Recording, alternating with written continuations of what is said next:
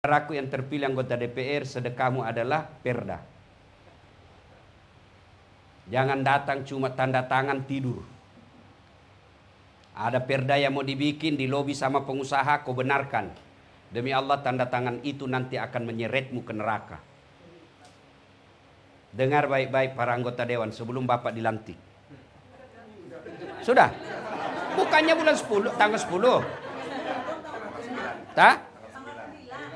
Iya, belum. Belum kan? Yang terpilih maksud saya. Yang sudah dan habis masanya, Bapak tinggal tanggung jawabnya itu 5 tahun.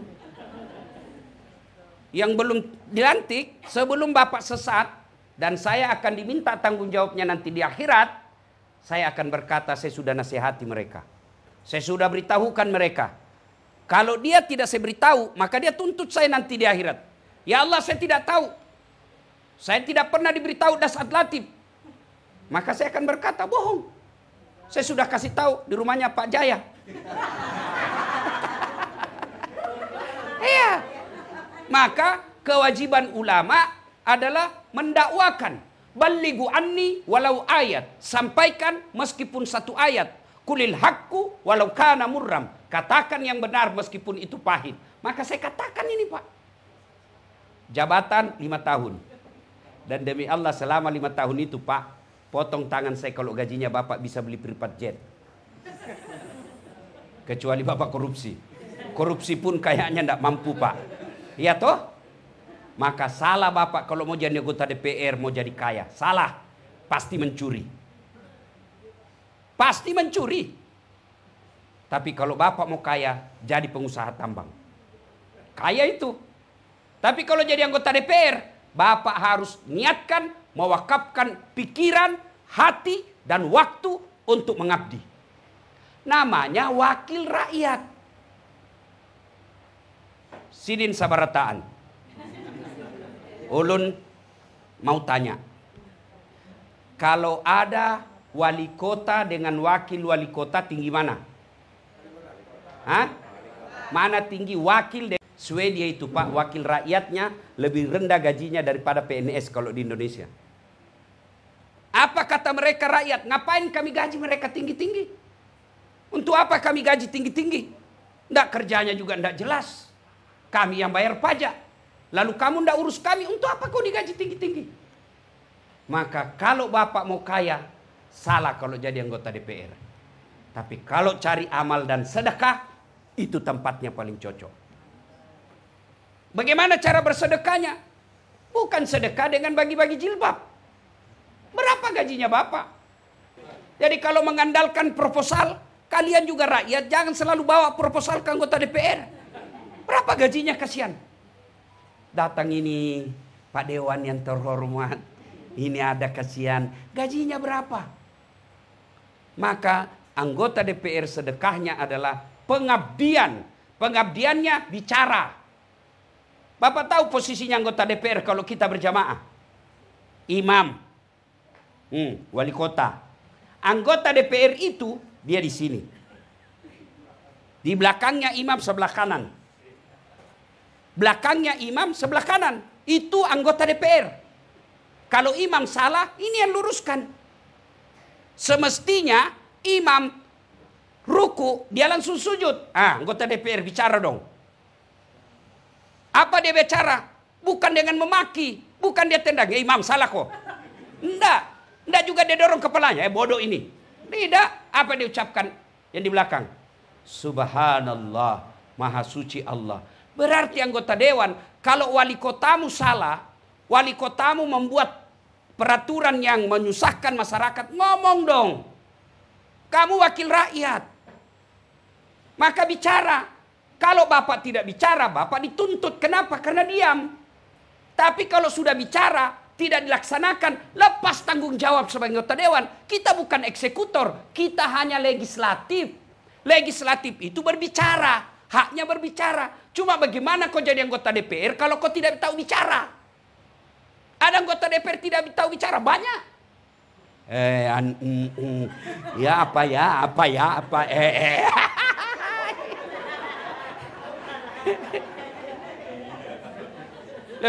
Benar Pak. Anggota dewan itu kalau bicara belajar demokrasi, anggota dewan itu memang dia bicara. Hak konstitusinya dilindungi undang-undang. Bapak bicara dalam gedung DPR, itu dilindungi undang-undang. Maka kalau berbicara, bela hak rakyat, jangan diam. Saudara dipilih bukan di lotre, meski kami tak kenal siapa saudara. Kami tak peduli karena suara diam, suara suara ha. Itu kan dibilang Iwan Fals, wakil rakyat, bukan terusnya merakyat. Jangan tidur waktu sidang soal rakyat. Sudah digaspol hari ini. Untung Bapak ada di sini. Untung Bapak hadir. Supaya apa? Ada peringatan. Inilah yang disebut amar ma'ruf nahi mungkar. Inilah yang disebut saudara sejalan, seiring seperjuangan. Inilah yang disebut watawasau bil haq, watawasau bis sabar. Nah, cuma salahnya anggota dewan kita prestise, gengsi, wibawa. Mau dibilang anggota dewan, itauwah. Kalau orang di Sulawesi, itauwah. Anggota dewan, itauwah. Wih, hebatnya. Meskipun tidak tahu itu bicara. Dewan ngomong, Pak. Saya menyarankan kepada anggota DPR, senjata paling ampuh Bapak adalah ngomong. Dialog. Wakil rakyat, penyambung lidah rakyat. Apa maunya rakyat, Bapak ngomong. Maka saya sarankan kepada Pak Jaya, anggota DPR Nasdem setingkat provinsi, kumpul mereka, latih mereka public speaking. Latih mereka berbicara. Bagaimana meyakinkan? Itu kerjaan saya, Pak. Bapak lihat saya ceramah. Coba lihat ceramah saya. Hampir semua golongan senang. Dari orang tua sampai anak-anak kecil senang dengar ceramah saya. No, dimaki-maki dia tidak tersinggung. Coba lihat di ceramah YouTube saya. Mana ada yang berani maki-maki jenderal? Kenapa? Karena saya punya public speaking.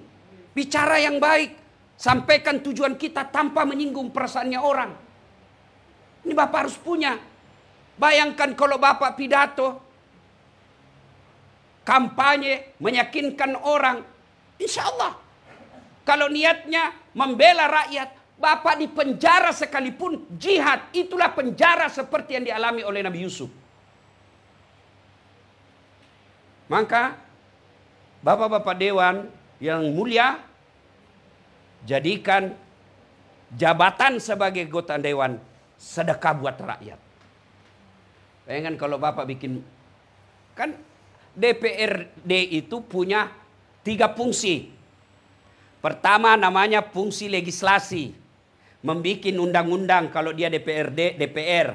Kalau dia di daerah DPRD namanya, Perda namanya, dia yang bikin. 2 itu ada hak inisiatif, ada hak dari pemerintah masukkan. Wali kota masukkan, dipelajari, dilihat. Maka disebut Ramperda, rancangan peraturan daerah.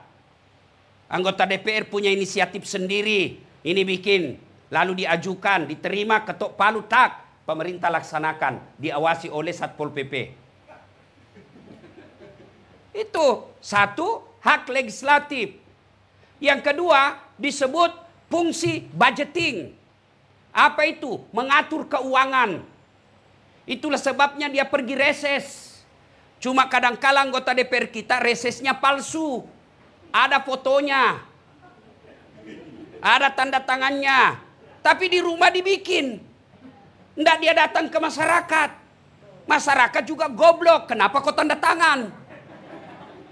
Cuma dikasih modal nasi bungkus harga 25.000. Pembeli bensin 100. Padahal lebih banyak lagi diambil itu anggota dewan.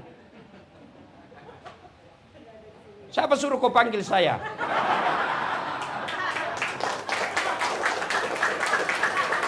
Jangan marah Pak ya, jangan marah Pak. Supaya Bapak punya bekal. Itulah sehingga pergi reses. Dia pergi reses itu menerima aspirasi.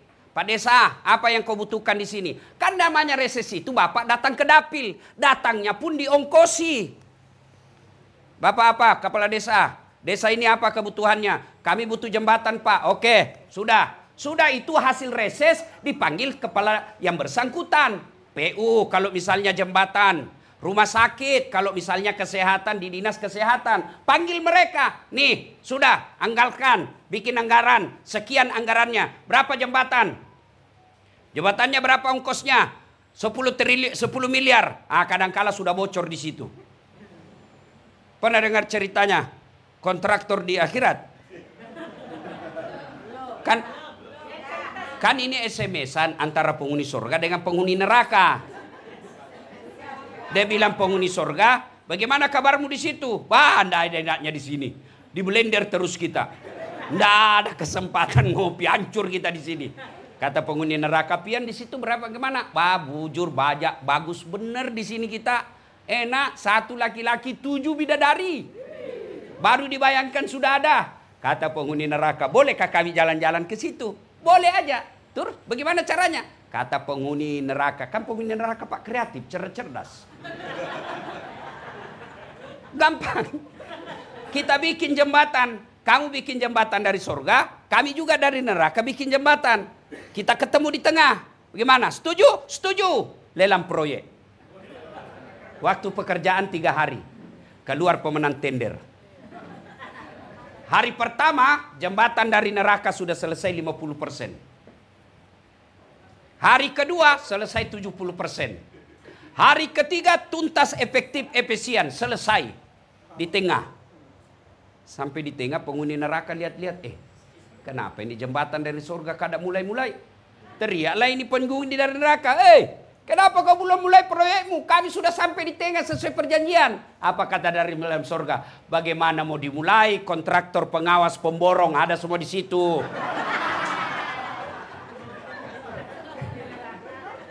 Di sini hanya penghafal Quran. Nggak tahu dia bikin kali-kali kalkulatornya selalu salah hitungan semennya. Ayo. Nah, mereka ini Pak Dewan, reses itu fungsinya menangkap aspirasi. Apa yang diinginkan di dapil kita. Sudah itu kita panggil, Bapak Dewan punya hak untuk memanggil mitra kerja namanya. Saya tidak tahu hafal betul. Komisi apa kalau pembangunan, komisi apa kalau kesehatan, komisi apa kalau ekonomi, komisi apa kalau pemerintahan. Itu sudah dibagi-bagi. Cuma kadang-kala anggota dewan dia senang komisi yang basah. Ingat Pak Dewan, di komisi yang basah itulah orang tenggelam. Sudah susun anggaran, sudah itu disebut fungsi budgeting. Yang ketiga ada disebut fungsi kontrol, fungsi pengawasan. Pak Dewan berhak menegur pemerintah. Kenapa itu anggaranmu salah guna? Kenapa itu perda kau tidak jalankan? Bapak punya hak sebagai wakil rakyat. Tiba-tiba ada jalan ditutup, itu mengganggu masyarakat. Pak Dewan punya hak untuk menegur. Sebagai wakil rakyat, kenapa jalan itu ditutup? Tidak pernah dibicarakan di Dewan. Rakyat mengeluh dengan itu. Itu kalau Bapak lakukan seperti ini, insya Allah Bapak di dunia anggota DPR, Bapak disebut yang terhormat. Di akhirat juga insya Allah sama-sama Rasulullah di akhirat. Tapi kalau Bapak hanya kejar proyek, salah gunakan reses, di dunia kau anggota dewan terhormat, di akhirat kau akan abadi dalam neraka. Pilih mana? Pilih mana? Anggota DPR 5 tahun Pak, 5 tahun demi Allah, kalau untung terpilih lagi. Kalau tidak untung, wabillahi taufiq wal hidayah. Tapi dosanya dibawa sampai mati. Ini bersyukur Bapak belum dilantik sudah dapat pembekalan luar biasa. Ya Allah, saya sudah sampaikan kepada mereka. Saya lepas tangan. Tinggal mereka menjalankan apa yang saya sampaikan. Mudah-mudahan ada manfaat. Lebih dan kurangnya mohon dimaafkan. Assalamualaikum warahmatullahi wabarakatuh.